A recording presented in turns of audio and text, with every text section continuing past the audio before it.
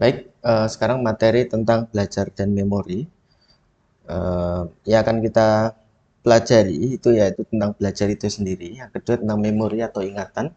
Lalu nanti di bagian belakang itu akan ada sedikit tentang amnesia. Jenis-jenis memori tentang engram, engram nanti akan saya jelaskan. Lalu kemudian tipe-tipe amnesia, lalu fungsi dari hipokampus dan striatum. Sinapsis Hebbian ini sebenarnya lebih ke materi setelahnya ya. Oke, jadi yang dimaksud dengan belajar itu apa? Dalam konteks biopsikologi yang dimaksud dengan belajar itu adalah ketika terjadi adanya koneksi-koneksi baru di otak. Jadi ketika kita belajar sesuatu itu terjadi perubahan fisik, gitu ya. Eh, Contohnya sebelum Anda melihat video ini sampai setelah Anda melihat video ini terjadi perubahan koneksi di otak Anda yang kemudian menjadikan Anda tahu bahwa yang dimaksud dengan belajar itu adalah ketika eh, adanya koneksi-koneksi sel gitu. Jadi konsep antara yang sudah ada di otak Anda dengan konsep baru yang saya sampaikan ini kemudian ada koneksi baru. Nah, koneksi-koneksi area otak ini menjadi penting gitu ya, karena memang pada intinya yang dimaksud dengan belajar itu adalah terbentuknya koneksi otak. Jadi sekarang permasalahannya adalah di mana letak koneksi-koneksi itu atau yang kita sebut sebagai representasi memori gitu ya. Misalnya kita belajar tentang sesuatu gitu, ada sebuah konsep itu kan terus kemudian masuk di otak dan itu menjadi koneksi-koneksi. Nah, itu adalah representasi dari memori tersebut. Sekarang lokasinya itu ada di mana? Nah, itu yang sedang kita masih menjadi penelitian sampai saat ini. Secara klasik yang disebut dengan belajar, kita kembali ke teori awal bahwa belajar itu adalah classical conditioning, yaitu terjadi ketika adanya asosiasi antara satu stimulus dengan stimulus yang lain. Maupun yang kedua adalah dari Skinner ya, itu adalah operant conditioning ketika individu itu belajar tentang konsekuensi dari perilakunya gitu. Ketika individu berperilaku seperti ini lalu mendapatkan penguatan atau reinforcer, maka perilaku itu akan diulang. Kalau individu mendapatkan punishment, itu maka perilaku tidak akan diulang. Dan di sini waktu itu Pavlov juga sudah mencoba mencari penjelasan dari otaknya gitu. Jadi nggak hanya dari perilakunya, tapi ini pasti ada di otak gitu. Jadi conditioning menguatkan koneksi antara pusat stimulus terkondisi dan pusat stimulus tidak terkondisi di otak. Jadi gambarannya misalnya ini adalah unconditioned response, ini unconditioned stimulus, jadi stimulus, terus kemudian nanti akan memunculkan respons gitu ya. Nah, ketika conditioning terjadi, ada koneksi baru antara condition stimulus dengan unconditioned stimulus gitu. Jadi sehingga ada koneksi antara condition stimulus dengan unconditioned response. Yang mana tadi kalau ada bell maka misalnya keluar ininya apanya air liurnya gitu ya. Tapi letaknya sendiri di otak itu belum diketahui waktu itu. Jadi ini gambar ini hanya sebagai ilustrasi ya, bukan berarti bahwa lokasinya ada di sini, lokasinya enggak. Tapi di sini mengimplikasikan bahwa apabila memang terjadi seperti ini, satu area otak terus kemudian terkoneksi dengan area yang lain, artinya apabila kita potong garis panahnya ini, kita potong gitu ya, potong pakai pisau atau pakai kimia gitu, artinya pembelajaran juga menjadi menghilang. Yaitu adalah implikasi dari teorinya Pavlov seandainya memang terjadi seperti ini. Nah, itu terus kemudian diteliti oleh Carl Leslie ini. Ya, dia ingin mencari yang disebut dengan engrams. Engrams itu representatif fisik dari apa yang sudah dipelajari. Jadi contohnya begini. Ini kan sel-sel di otak kita gitu. Terus kemudian ketika kita mempelajari sesuatu, eh, lama-kelamaan sel-sel tersebut akan terkoneksi di level sinapsis gitu ya. Sinapsis akan saling terkoneksi. Nah, koneksi-koneksi itu itulah yang menjadi memori kita. Nah, itu yang disebut sebagai teori engram gitu ya. Jadi engram itu adalah maksudnya representasi memori itu memang berada koneksi di otak gitu ya, koneksi antara sel A, B, C, dan E dan lain sebagainya, jutaan tentunya gitu ya. Dan koneksi itu menjadi representasi dari ingatan kita di otak. Nah, otomatis seandainya kita bisa memotong koneksi tersebut misalnya pakai pisau gitu ya. Dalam hal ini Carl Leslie melakukan penelitian pada otak tikus gitu ya. Jadi otak tikus, terus kemudian dia motongnya random aja gitu ya. Dipotong random, disayat-sayat gitu yang banyak.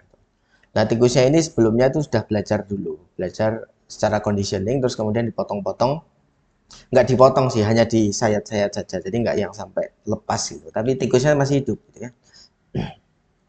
Nah, tapi ternyata potongan-potongan ini ternyata tidak terrepresentasi terhadap kemampuan ini belajarnya tikus. Dalam artian setelah disayat-sayat ini tikus masih menunjukkan ininya respons yang dipelajari sebelumnya. Gitu ya. Jadi sepertinya dugaan bahwa koneksi yang diajukan oleh Pavlov ini sebenarnya tidak seperti ini gitu ya. Karena dia tidak menemukan adanya potongan di otak yang itu menyebabkan belajar itu berhenti gitu ya. Tapi memang Leslie menemukan ada beberapa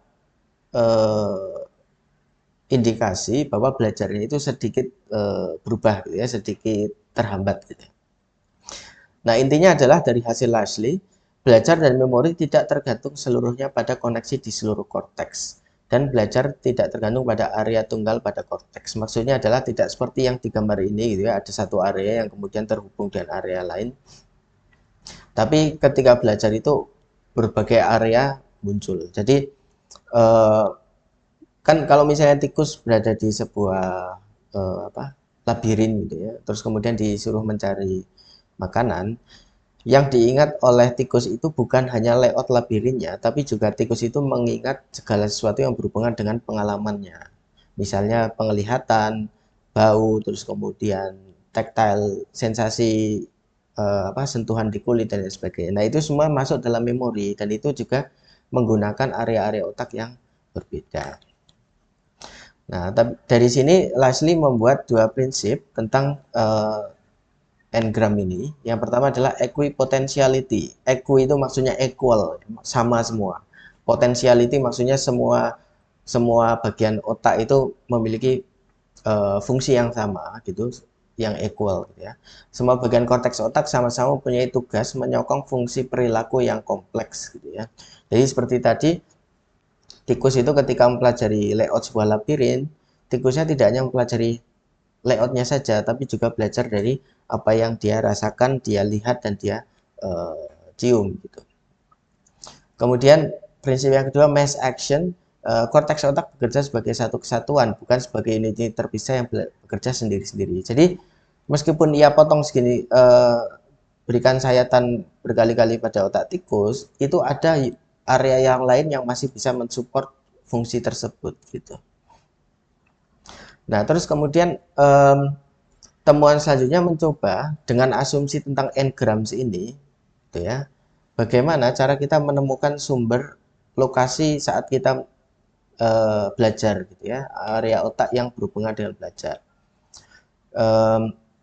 Salah satu penelitiannya dari Thomson ini yang menemukan bahwa engram untuk classical conditioning terletak di cerebellum bukan di korteks gitu ya. Jadi misalnya nanti kita akan belajar contoh memori seperti procedural memory gitu ya. Anda belajar berjalan, belajar main gitar, belajar main apa yang biasanya berhubungan dengan muscle memory gitu ya. Itu terletaknya di cerebellum. Lalu kemudian penelitian selanjutnya menggunakan asumsi seperti ini ya. Apabila belajar itu prosesnya seperti ini, jadi dari sensori terus kemudian sel terus kemudian jadi respons gitu ya. Sel-selnya ini belum kita ketahui apa saja gitu ya, tapi secara konsep misalnya seperti ini. Nah, seandainya ya kita memprediksi seandainya belajar itu terjadi di area D gitu ya, di sini, maka kerusakan pada A, B atau C salah satunya pun atau semuanya itu akan menghambat proses input belajar. Sehingga ketika tikus atau misalnya kita diberikan conditioning itu tidak akan ada efeknya gitu ya, karena tidak ada input untuk ke D-nya ini gitu.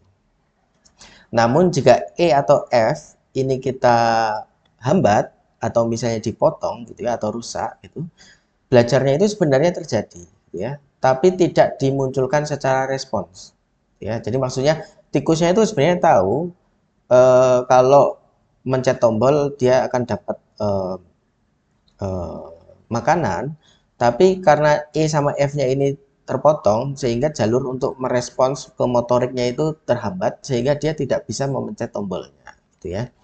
Nah, jadi konsepnya seperti ini.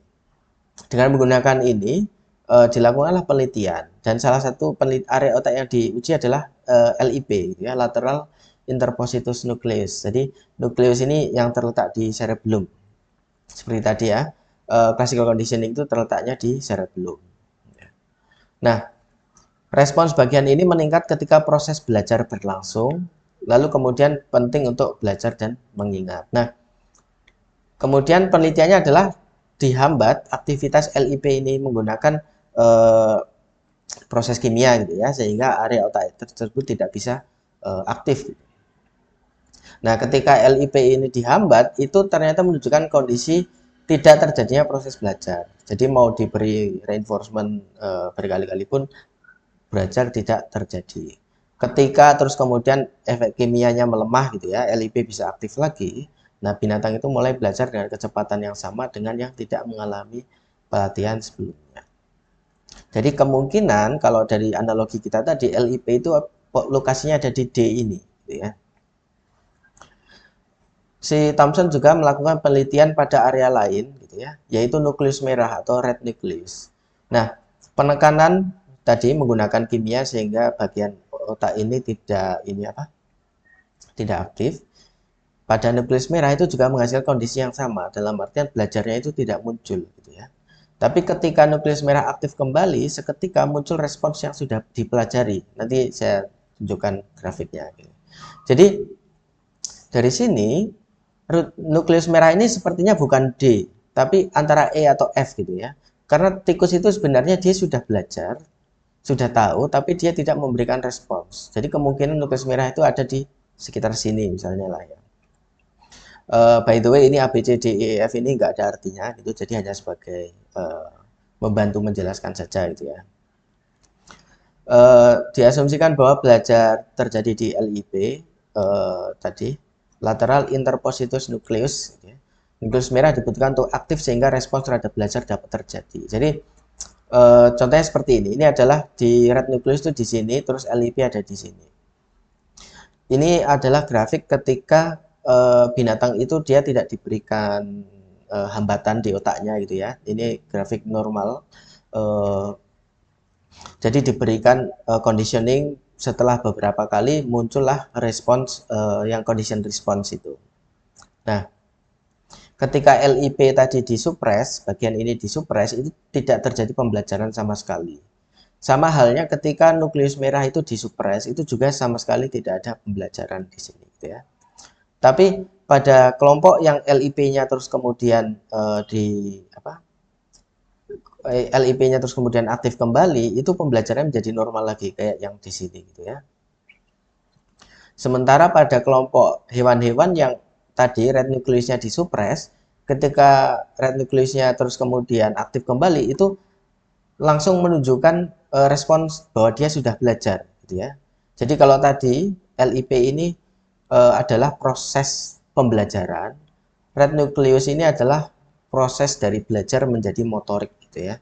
Jadi ini adalah jalur ke respons motoriknya tuh di sini gitu. Nah, kurang lebih seperti itu. Nah, tapi ini kan baru yang classical conditioning ya. Kita belajar itu tidak hanya dari conditioning, kita belajar dari banyak hal. Sehingga penelitian psikologi berkembang untuk membedakan belajar dan memori untuk ingatan yang sehari-hari, bukan hanya conditioning. Seperti tadi pagi makan apa, terus kemudian kemarin belajar tentang apa. Ini kan tidak hanya conditioning saja. Lalu kemudian Donald Hebb, itu nanti kita juga akan membahas temuan dia di topik selanjutnya yang disebut sebagai Hebbian learning gitu ya. Tapi dia membedakan dua jenis memori, yaitu short term memory dan long term memory. Short term memory adalah memori atas peristiwa yang baru saja terjadi. Long term memory adalah peristiwa-peristiwa di masa lampau. Jadi misalnya Anda ingat tadi pagi makan apa, kemarin makan apa, itu adalah short term memory. Kalau misalnya kayak setahun yang lalu gitu, ulang tahun yang lalu itu Anda ngapain, nah itu adalah long term memory. Jadi short term memory ini kapasitasnya terbatas, menghilang dengan cepat. Eh, Seandainya sudah hilang, ya udah hilang, hilang selamanya gitu ya. Mau kita kasih petunjuk pun itu memorinya tidak akan aktif kembali. Kalau long term memory itu kapasitasnya ya sebenarnya belum pernah dihitung ya kayaknya ya, tapi kemungkinan sih tidak terbatas, walaupun tidak mungkin juga tidak terbatas ya. Bertahan lama dan dapat distimulasi dengan petunjuk. Maksudnya adalah Anda mungkin lupa kalau ulang tahun tahun lalu itu ngapain gitu. Tapi mungkin misalnya teman Anda ngasih petunjuk, kita itu kemarin makan sesuatu loh gitu. Nah, terus kemudian memory tersebut masih bisa aktif lagi. Oh iya, ulang tahun yang dulu saya makan ini misalnya gitu. Maksudnya seperti itu. Peneliti menggagas semua informasi memasuki STM, short term memory, dan otak mengkonsolidasi ke ke LTM. Jadi prosesnya dari short term memory, jadi apa yang kita alami itu akan masuk ke short term memory, lalu melalui proses konsolidasi, memori tersebut akan masuk ke long term memory. Tapi sebenarnya perbedaan antara STM dan LTM ini belum terlalu jelas, gitu ya. Jangka waktunya itu tidak terlalu jelas. Misalnya Anda mungkin masih ingat ya seminggu yang lalu makan apa atau belajar apa atau mengalami peristiwa apa. Nah itu apakah itu short term memory atau long term memory tidak terlalu jelas, gitu ya. Sehingga Bedley dan Hitch itu membuat model baru untuk mengganti konsep short term memory ini menjadi working memory, gitu ya. Jadi working memory itu adalah model untuk model update-nya dari short term memory. Menekankan pada penyimpanan sejenak informasi untuk diolah secara aktif selama waktu tertentu. Misalnya Anda diberi tugas untuk menghitung 17 kali 13 gitu ya. Nah, ketika menghitung 17 kali 13 itu kan Anda harus menyimpan di memori 17 terus 13. Misalnya Anda menggunakan strategi perkalian kayak yang ditumpuk itu. Ya, Anda harus mengingat-ingat 3 kali 7, 3 kali 1 hasilnya berapa, 1 kali 7, 1 kali 1 hasilnya berapa, lalu ditambahkan itu menjadi hasilnya. Nah, itu terjadi di working memory gitu ya. Tes yang umum dipakai untuk working memory adalah delayed response task. Jadi misalnya diberi tugas sesuatu tapi responsnya nggak langsung gitu ya. Responsnya setelah beberapa detik setelah stimulusnya. Ada banyak sekali alat-alat untuk mengukur working memory gitu ya. Mungkin nanti Anda akan belajar di psikologi kognitif dan uh, juga sering juga kita lakukan di fakultas eksperimen mahasiswa menggunakan pengukuran working memory. Hasil penelitian menunjukkan bahwa korteks prefrontal sebagai tempat penyimpanan informasi working memory. Jadi working memory ini letaknya ada di korteks prefrontal. Jadi korteks prefrontal yang ada di depan ini yang dimiliki cukup eksklusif di manusia itu ya. Jadi manusia itu memiliki prefrontal cortex yang lebih besar dibandingkan binatang-binatang yang lain gitu ya. Sehingga tidak heran bahwa kita memiliki kemampuan working memory yang lebih bagus dibandingkan hewan-hewan yang lain. Terus kemudian otak meningkatkan penggunaan kalsium untuk respon-respon berikutnya. Ini berkaitan dengan neurokimiawi ketika terjadi proses pembelajaran. Orang-orang yang lebih tua sering memiliki penurunan dalam working memory. Jadi working memory itu memuncak di usia sekitar 25-an tahun ya. Jadi kalau Anda belum 25 tahun itu sebenarnya Anda masih punya potensi untuk masih semakin pintar gitu ya, dalam artian terbatas maksudnya. Semakin pintar. Tapi nanti kalau udah 25 itu hanya akan menurun gitu ya. Kemampuan working memory. Penurunan aktivitas penyebabnya perubahan di korteks prefrontal. Jadi ada ya banyak hal gitu ya. Misalnya sel-sel juga pada mati gitu ya. Lalu juga semakin jarang Anda menggunakan prefrontal cortex atau area otak gitu ya. Maka koneksi di area otak itu juga akan semakin melemah. Penurunan aktivitas korteks prefrontal pada lansia berkaitan dengan penurunan daya ingat. Jadi jangan heran kalau memang lansia memang ingatannya memang terkendala. biasanya dikompensasi oleh peningkatan aktivitas di bagian lain dari otak. Jadi kalau misalnya anak muda itu biasanya lebih mengandalkan working memory ya dalam memecahkan masalah. Kalau orang-orang tua itu biasanya lebih mengandalkan long term memory berdasarkan pengalamannya dalam memecahkan masalah gitu. Dan itu sudah dibuktikan di eksperimen memang seperti itu. Berkaitan dengan kehilangan ingatan, amnesia, apa itu amnesia? Ya secara mudahnya amnesia adalah ingatan yang menghilang. Ya. Tapi amnesia itu tidak sesimpel hilang ingatan. Ya. Belajar amnesia akan membantu memperjelas perbedaan berbagai macam memori dan mekanisme. Jadi memori itu tidak hanya satu jenis, nanti akan kita bahas. Berbagai area hipokampus akan menjadi aktif selama pembentukan memori dan mengingat, lalu kemudian kerusakan hipokampus menyebabkan amnesia. Nah, ini yang kadang-kadang masih menjadi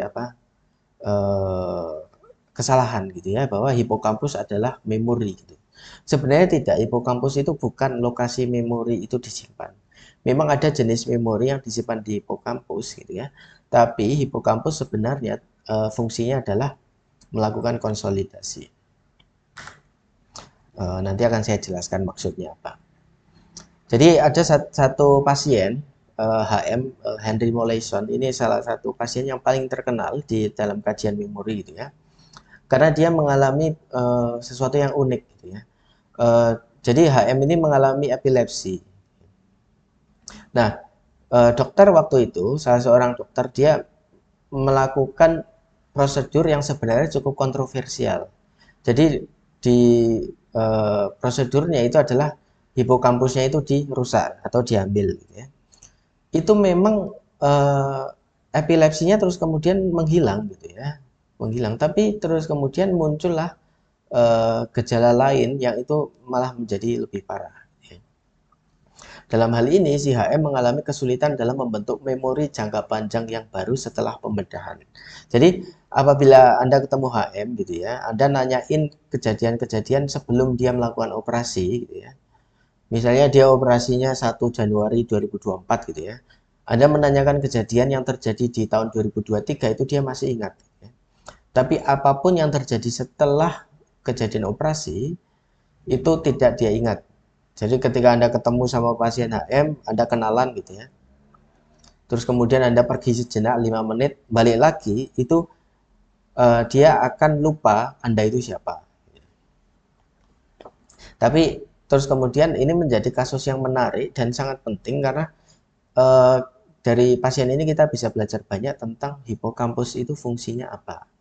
Karena ternyata pada pasien HM, working memory itu tetap bekerja. Jadi dia tetap masih bisa misalnya tadi dikasih tugas hitung-hitungan atau terus kemudian diberikan tugas yang mengandalkan working memory, itu dia masih bisa melakukannya. Gitu ya.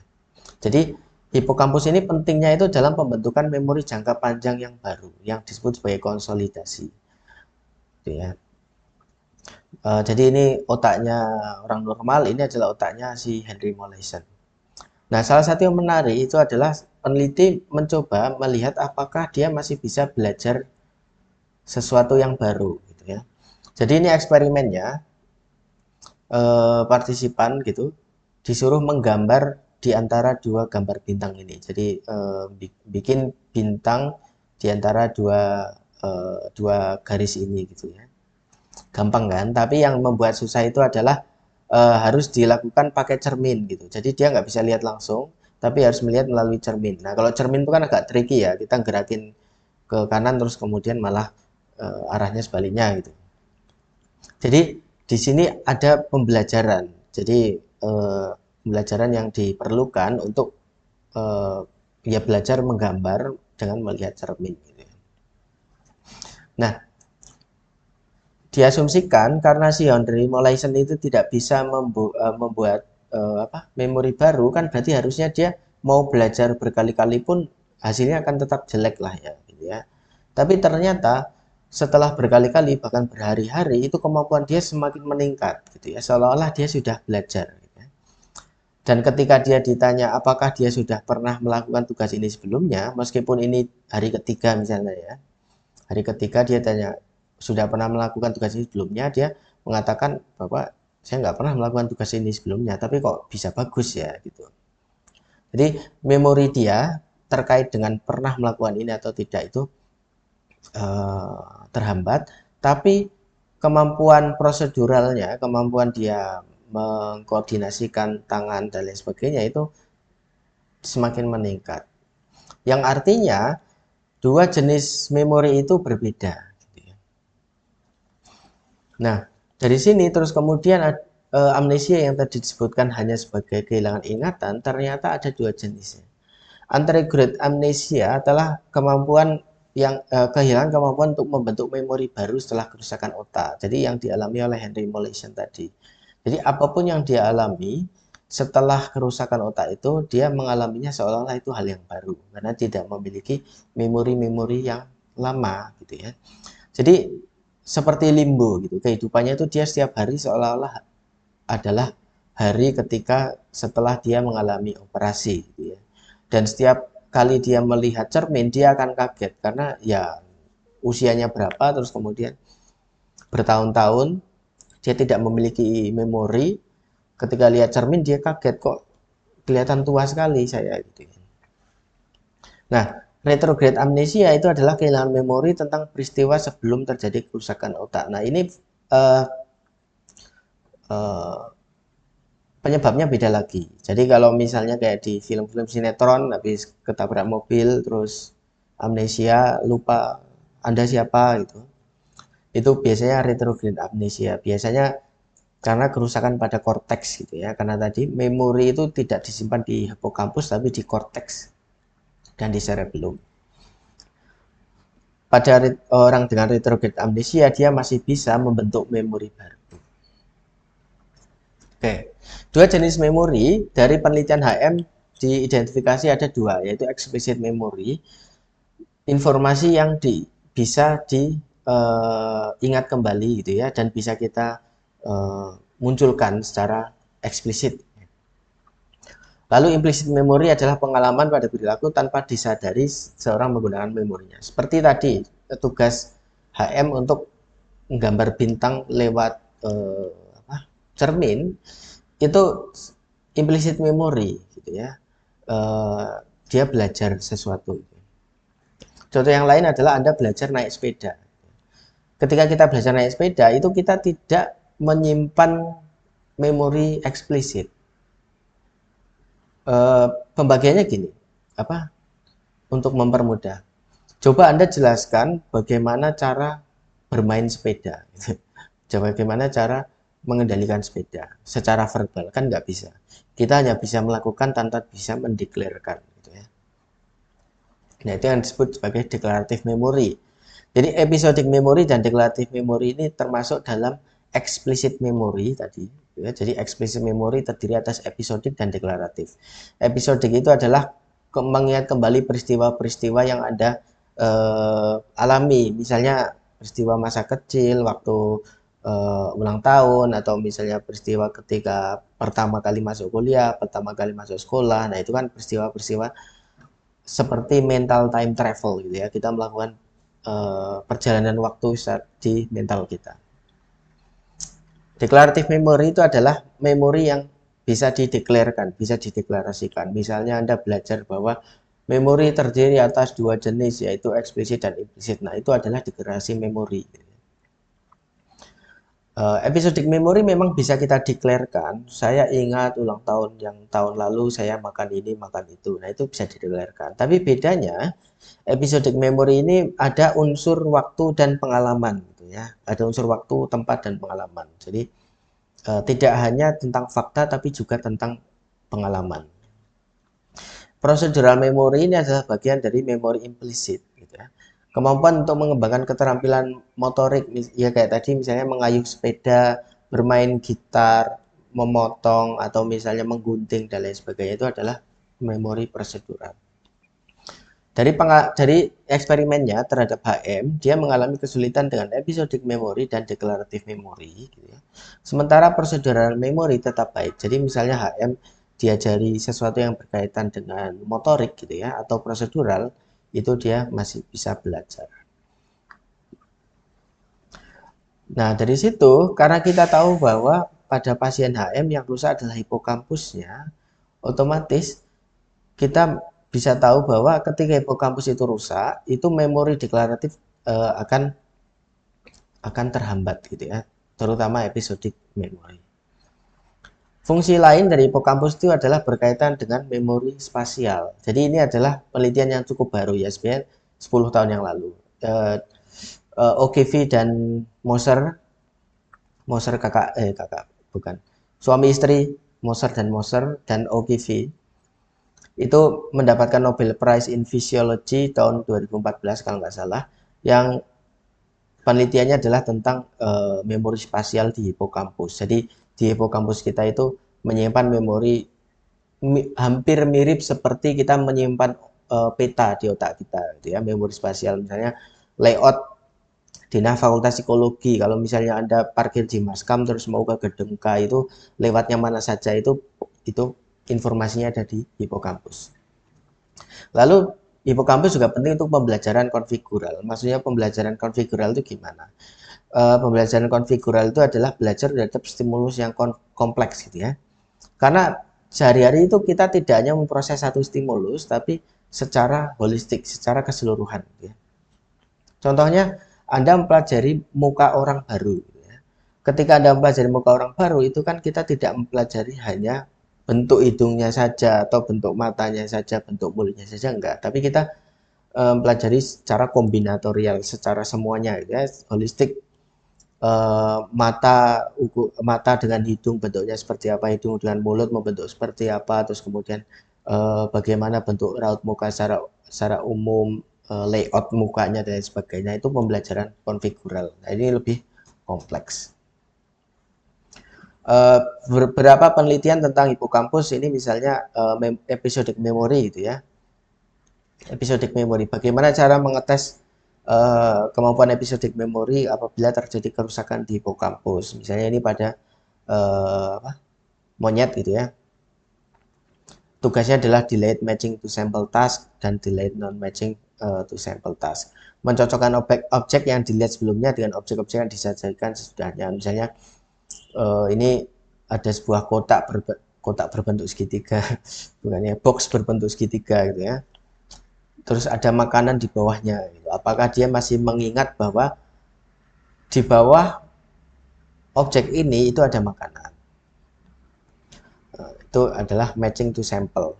Kalau misalnya non matching to sample, itu adalah ketika makanannya coba diletakkan di objek yang lain, apakah dia masih memiliki ingatan tentang objek yang pertama, atau dia menunjukkan perilaku yang baru.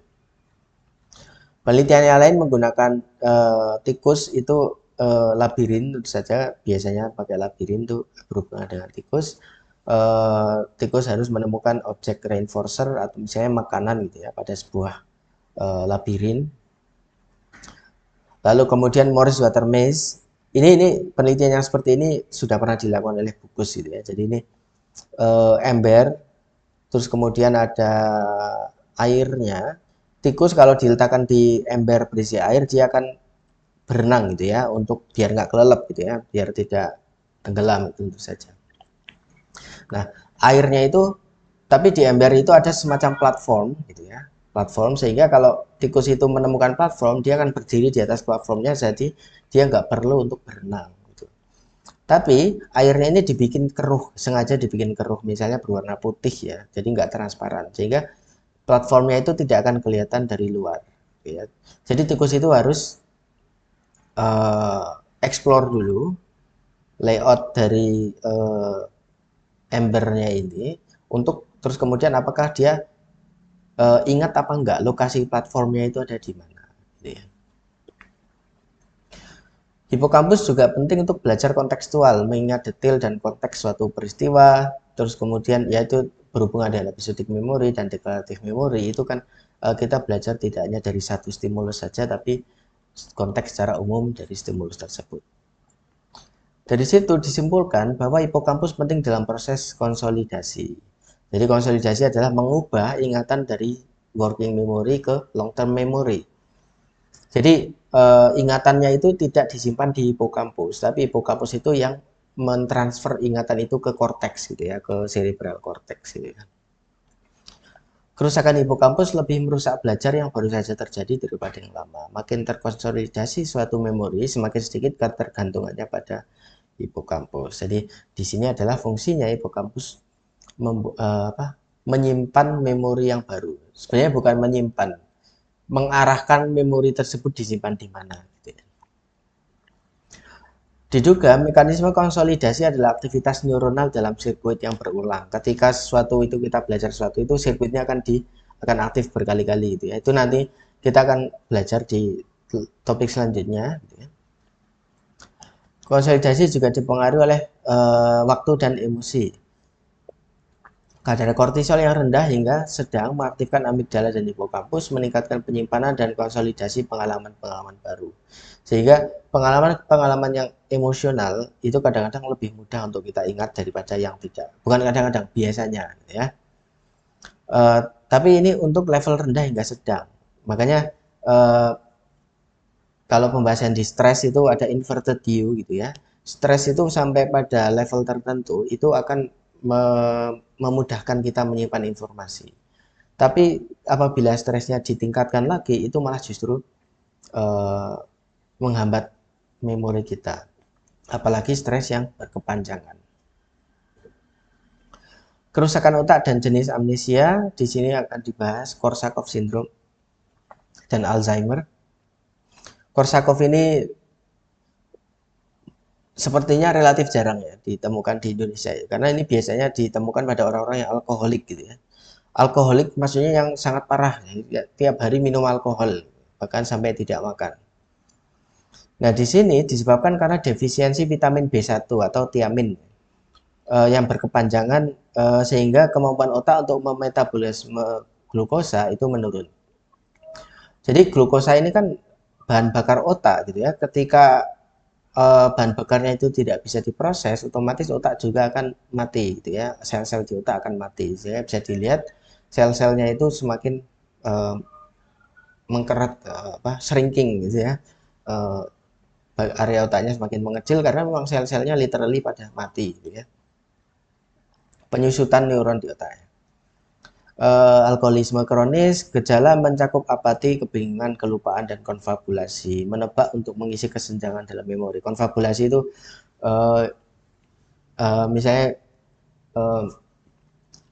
kita mengingat sebuah kejadian, tapi ada satu aspek dalam kejadian itu yang sebenarnya kita lupa kejadiannya seperti apa, terus kemudian kita mengarang saja untuk mengisi kekosongan di memori itu. Nah, itu adalah konfabulasi.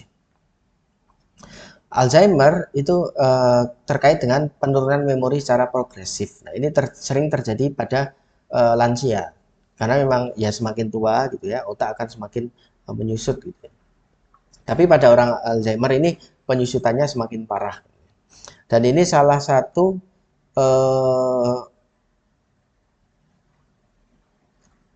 isu dalam kesehatan gitu ya, yang paling urgent gitu ya, karena Alzheimer dan demensia itu juga menjadi salah satu penyebab kematian terbesar. Onset awal tampaknya dipengaruhi oleh faktor genetik, tapi 99% kasus onsetnya pada usia yang lebih tua. Kira-kira separuh dari semua pasien dengan onset lebih tua tidak memiliki kerabat dengan penyakit ini. Jadi di sini lebih banyak berhubungan dengan kemungkinan lebih banyak berhubungan dengan lingkungan, terutama apakah seorang itu aktif secara mentalnya atau tidak. Lalu penyakit Alzheimer berkaitan dengan akumulasi dan penggumpalan protein-protein otak. Salah satunya adalah amyloid beta protein yang menyebabkan atrofi. Atrofi itu adalah penyusutan ini sel pada korteks cerebral, ya, selnya shrinking. Ada temuan yang cukup menarik beberapa tahun yang lalu itu bahwa frekuensi ngupil gitu ya. Ngupil itu kan kita memasukkan jari ke dalam hidung gitu ya.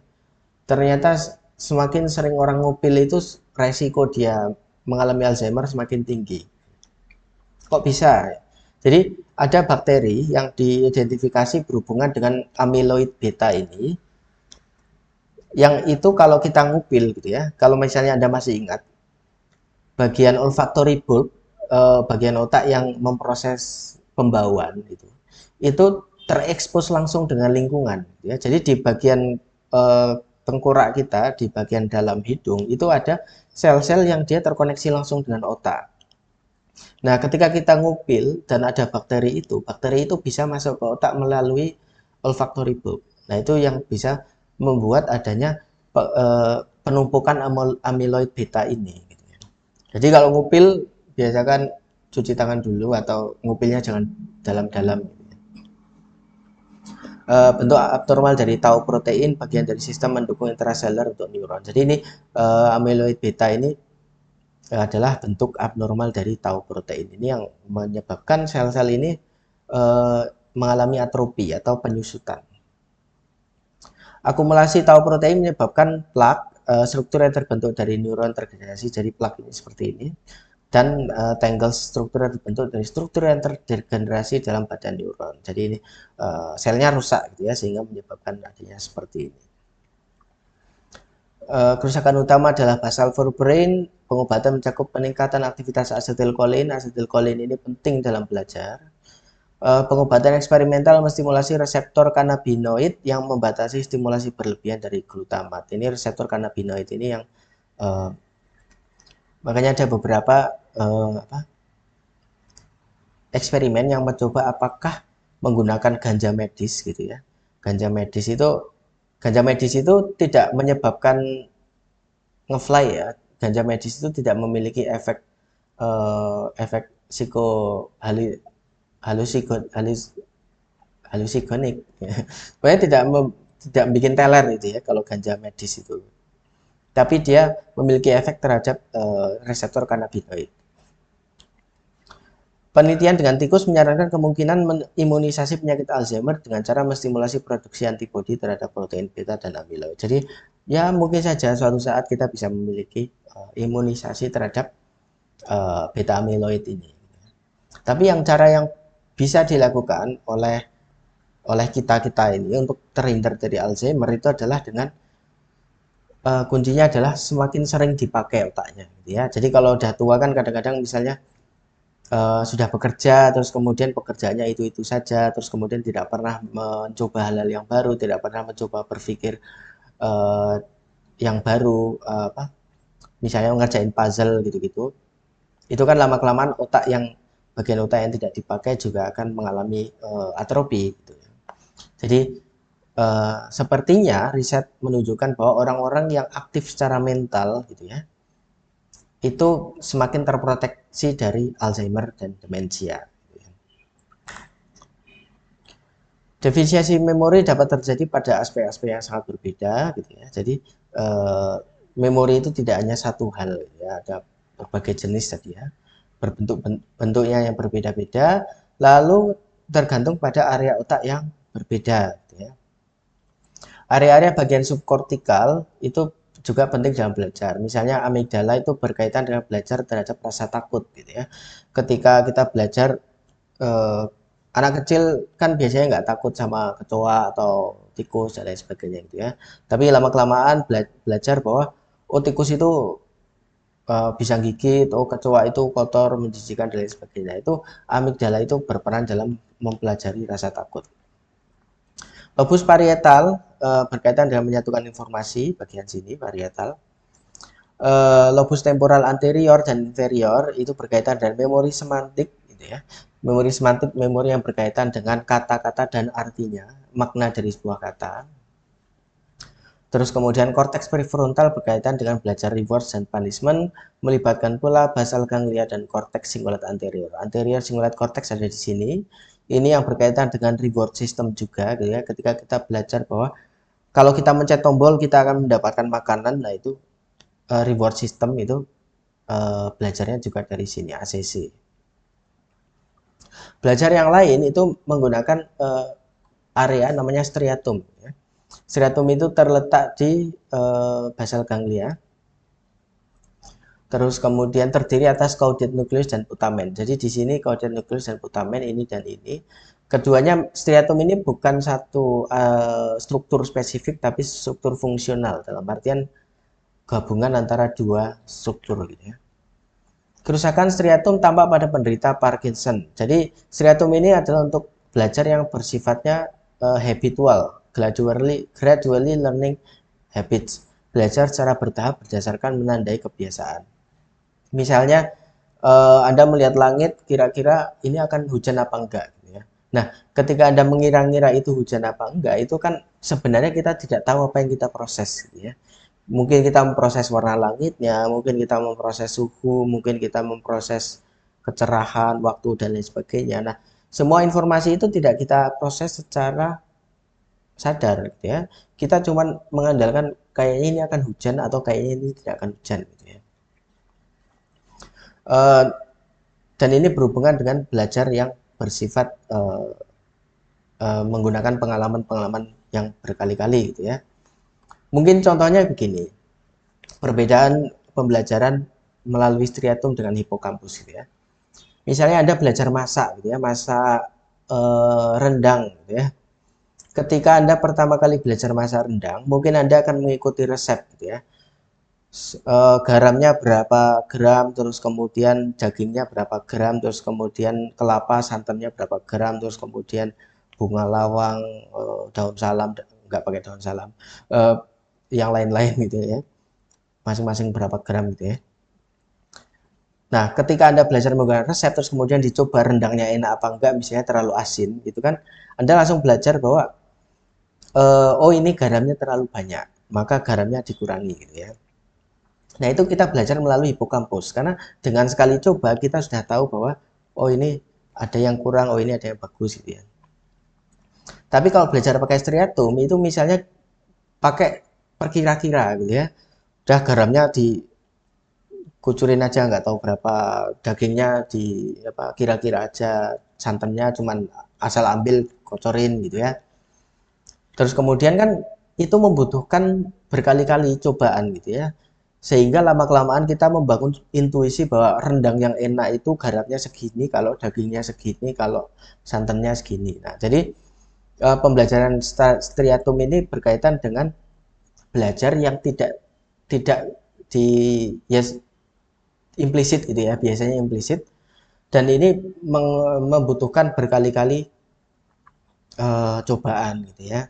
Jadi kalau tadi kalau belajar masak rendang pakai resep itu kan sekali coba udah bisa tahu kemungkinan yang kurang, yang kelebihan apa gitu ya.